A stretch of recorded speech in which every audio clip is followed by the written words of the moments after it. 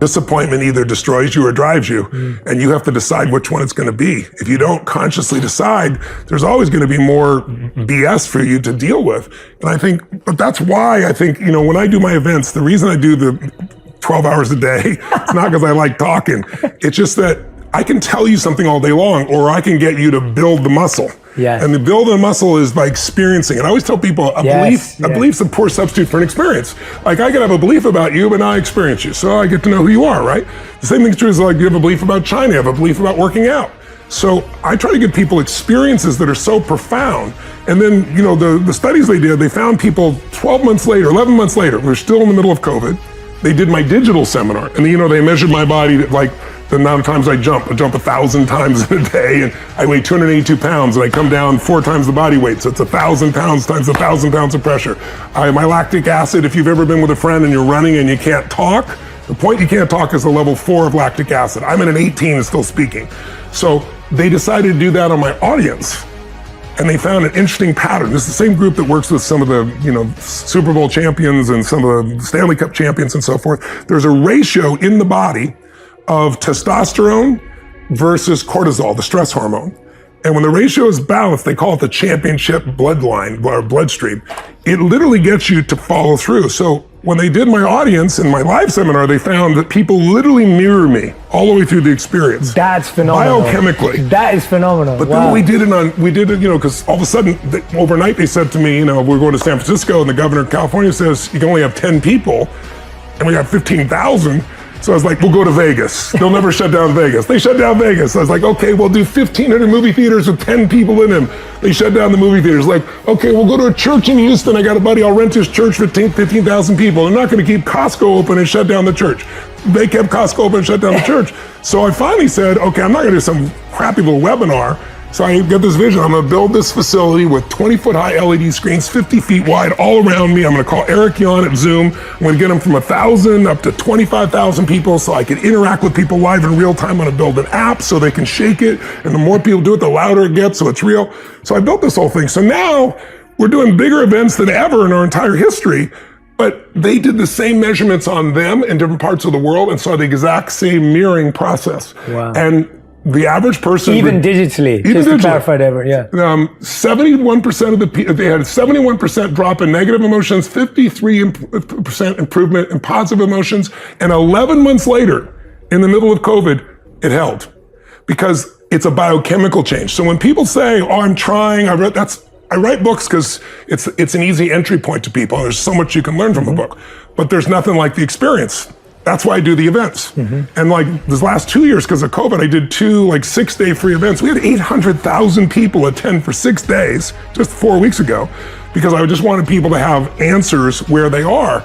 And then people start to see, they get momentum, but it's hard to do just reading something or watching a couple of, 20-minute or 15-minute or 5-minute little pieces on YouTube. Yeah. Those are great. They might inspire you, but a transformation requires immersion. It's like, if you ask the average person, did you study a foreign language in school? Most people, oh yeah, high school, college, speak it. They don't. But if you turn around and you said, okay, what if you want to learn Italian? And I just took you to Rome and dumped you off for 6 weeks with no teacher, you're going to come back 6 weeks later speaking, Italian. So it's immersion. And if you want to master something, I think that's the thing most people don't do. They read a little bit, they listen a little bit, they dip in and out. They don't go day and night and day in total immersion in something that transforms them and also something that makes them push through their fears. Yes. Because in the end, that's the only thing that stops you. Everybody's got a story. I didn't know this person. I don't have the resources. They have all the things they don't have.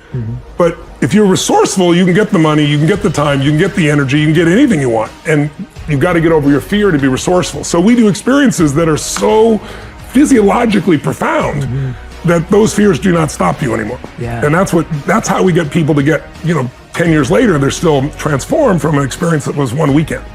First of all, if you're concerned about COVID, according to CDC, and I have this in my new book, the number one, issue besides age, obviously, the number one piece is being overweight, right, or obese. That is number one. And just this week, CNN, New York Times, for the first time, 2 years later, are coming and saying, you can reduce your risk if you take care of your body, right? Do you know what number two is, according to the CDC? Fear. Because when you get fearful, it changes your breathing, your body temperature, your tension in your body. All these things can create a trigger of reactions, hormones in your body that make you crazy. So when I say fear is physical, here's what I mean. Fear is physical, by the way, so is courage. Emotions are physical. If you're really scared, have you ever been at that point where you're like freaked out about something and you can't quite fully swallow, or you got that feeling in your gut? Certainly. But courage is also physical. That's what you're talking about. Like, it's like I trained myself from a very young age that the number one thing I had to do so I would follow through on the things we're talking about here is I had to have a mind and body that were strong together.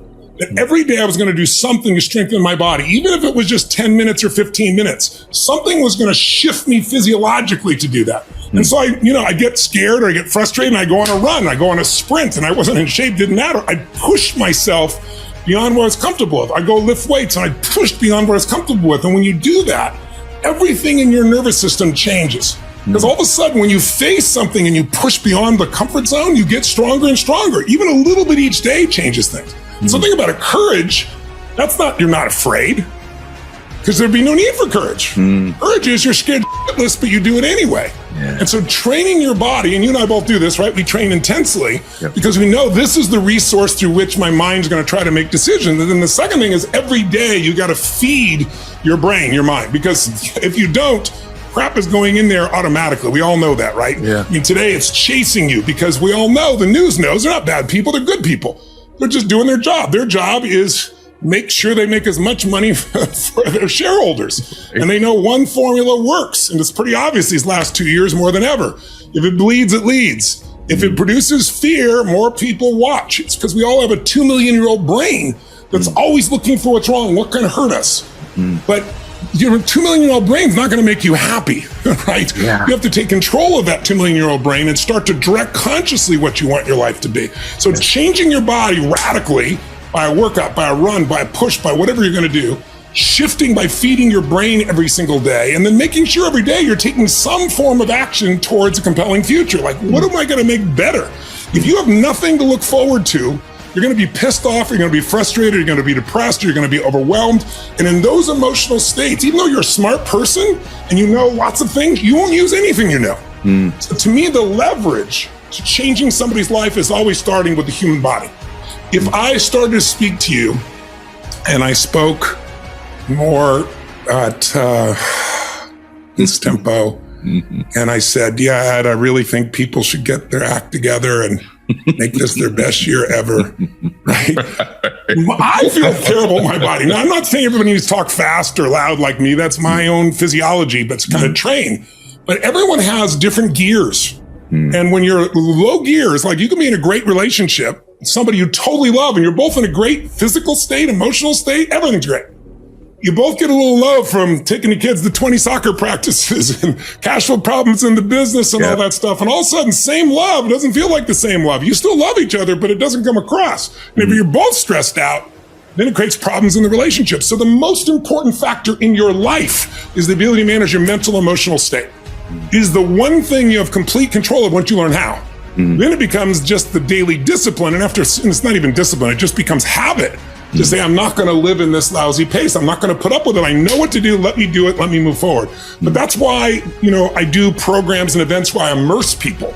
Because, you and I can talk about this to you and just kind of nod your head. But if I put you in an experience, I always tell people a belief is a poor substitute for an experience. You can have a belief about China. I take you to China, you're going to have an experience. It's very different.